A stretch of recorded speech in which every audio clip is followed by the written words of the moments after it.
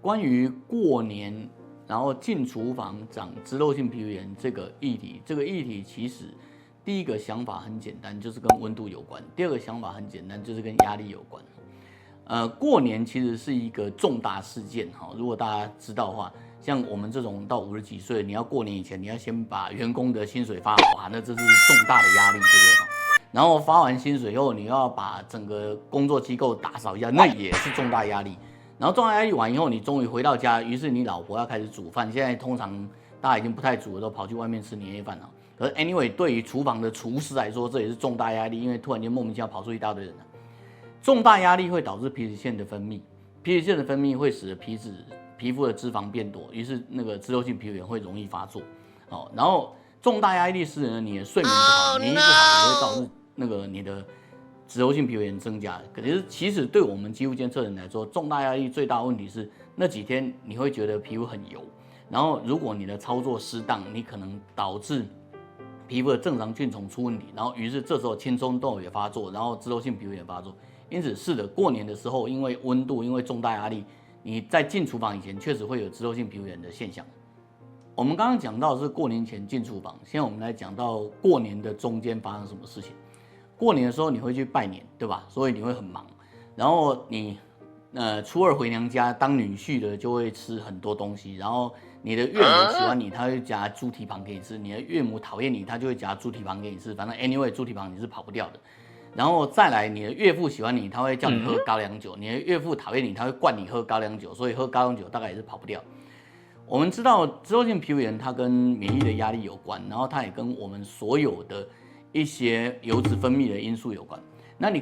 可以想象的是，当你吃大鱼大肉，像海鲜类哈，这些高营养的东西，高营养的蛋白质也会让你的皮脂腺的分泌增加。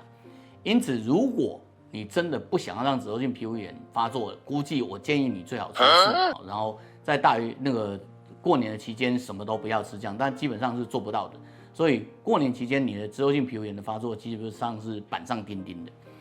但是板上钉钉这件事，你有没有办法让脂漏性皮肤炎不发作？有，我们等一下再告诉各位哈。那过年的期间要让脂漏性皮肤炎不发作，其实也是容易的哈。那跟各位做一个暗示哈，就是秘诀就在那个加油站的油枪里面，你只要去找加油站油枪，我保证你的脂漏性皮肤炎就会好。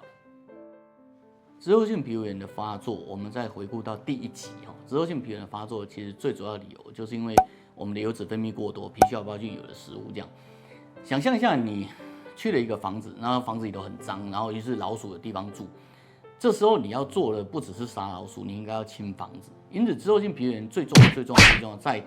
过年产生问题，是因为我们大量的分泌的油脂。很多的想法是控油，可是其实我可以很清楚告诉各位，控油是不实际的哈，就是你没有办法去控制你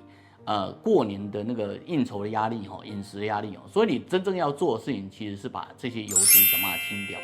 想办法清掉的部分，各位想到油脂清掉，第一个就是勤洗脸。勤洗脸不算是完全错误了，但是各位必须知道，我们皮肤是由正常的皮脂膜构成，因此如果你用水、用洗面乳去洗它，其实你很容易把皮脂膜洗伤，产生后面皮肤发炎更严重。因此这时候我们会建议脂漏性皮肤炎的想法是这样：第一个一定要经常清洁，这个跑不掉。但是经常清洁的部分，我们会建议用油性的东西。回想一下我们上一集，我们在讲说小朋友小 baby 的那个我们头上那个乳胶就是那个小 baby 的乳胶，我们到底给他用了什么东西？我们用了苦茶油不是吗？我们用了芝麻油不是吗？所以在过年的时候，其实你可以用一些简单的油脂去溶掉你脂漏性皮肤炎上的东西，而不仅仅是用洗面乳，这样会保护你的皮肤。所以第一个经常清洁，第二个用油性的东西去溶解，然后第三个，如果你真的痒得不得了，你可以试着用冰或冷敷的方式去控制它，然后不一定要那么痒。我相信你只要好好的保持常清，然后保持油清这件事情，你应该可以撑到过年那个开年之后，然后甚至你的脂漏性皮肤炎会不药而愈那再差劲，你可以撑到过年之后，然后再找皮肤科医师看看。过年让脂漏性皮肤炎发作这件事，其实跟重大压力有关。就像我们考试什么，其实脂漏性皮肤炎会发作，所以重点不是过年，重点是你的应对那我在前面跟各位讲到中油油枪的事情，就是提醒各位。你去加油站的油枪，它其实它油量是非常大的，可是你从来没看过油枪长青春痘，对吧？你也从来没看过油枪旁边长脂漏性皮肤炎，为什么？因为它经常清嘛。还有最重要的是整个油管道是通畅。我们皮肤本来的皮脂腺就是会不断的分泌，然后本来就会因为我们皮脂腺的分泌跟我们汗腺分泌跟我们角质共同形成酸性保护膜这件事，不断的消耗皮脂。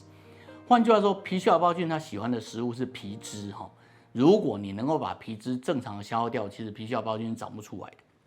那它本来就是共生菌，它本来的量就那么多。因此，在过年的脂漏性皮炎的部分，我们还是建议各位其他医师建议你们作息正常，然后不要熬夜，这个我都理解可是最重要是重建你的酸性保护膜，只要你能够好好的重新乳化你的